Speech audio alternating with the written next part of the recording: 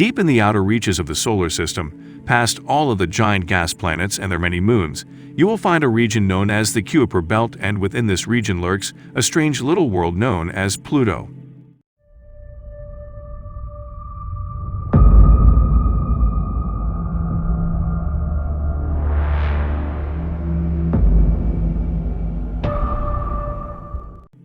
Pluto was once considered the ninth and most distant planet in our solar system. But back in 2006, this mysterious celestial object was reclassified as a dwarf planet because of its small size and weak gravitational field. It shares the Kuiper Belt region, an area beyond Neptune that is believed to contain trillions of objects, with many other small worlds, or Pluto as they are also known. Since Pluto is so far away from Earth, around 3 billion miles at its closest point, little was known about it until NASA's New Horizons probe arrived there in 2015.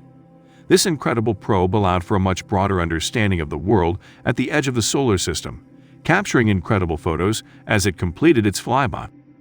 So, if one day in the future we have developed the technology that will allow human beings to travel and explore this distant dwarf planet, what would it be like to stand on Pluto? The first thing you might notice after landing on Pluto is the dwarf planet's weak gravity, which is only 0.07 times that of Earth's. Because Pluto is so far away from the Sun, it is one of the coldest places in the solar system, at roughly -235 degrees Celsius. The atmosphere on Pluto fluctuates depending on how close it is to the Sun. At its closest point, its surface ice begins to sublimate, changing directly from solid to a gas. But this gas, consisting mainly of nitrogen and methane, is only temporary. And if you were standing on Pluto during the right season, you may experience the dwarf planet's atmosphere freezing and falling as snow to the surface. Pluto is, however, no place for human beings. Its frigid temperature, lack of oxygen, and weak gravitational field mean that you and the rest of your crew would require advanced equipment and a special spacesuit to survive on this relentless Earth planet.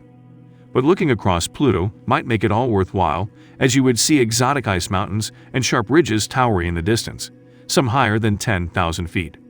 You would see smooth regions and glacial flows both into and out of ancient basins.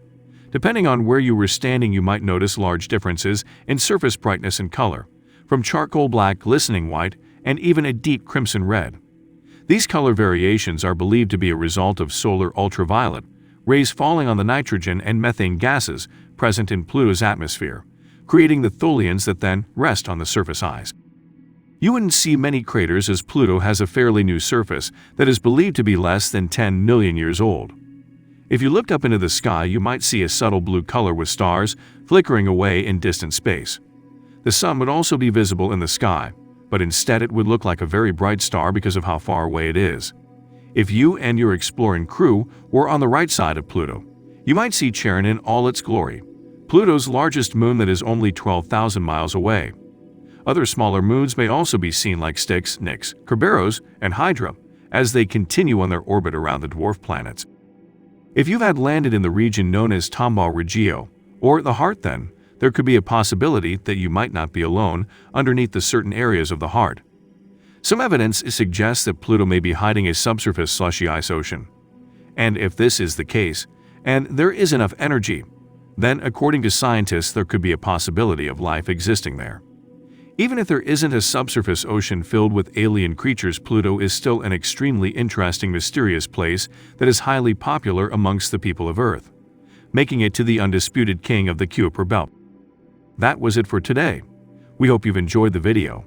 If so, please consider giving us a thumbs up by liking the video, and also make sure to subscribe to our channel Martian Caveman to watch more videos like this.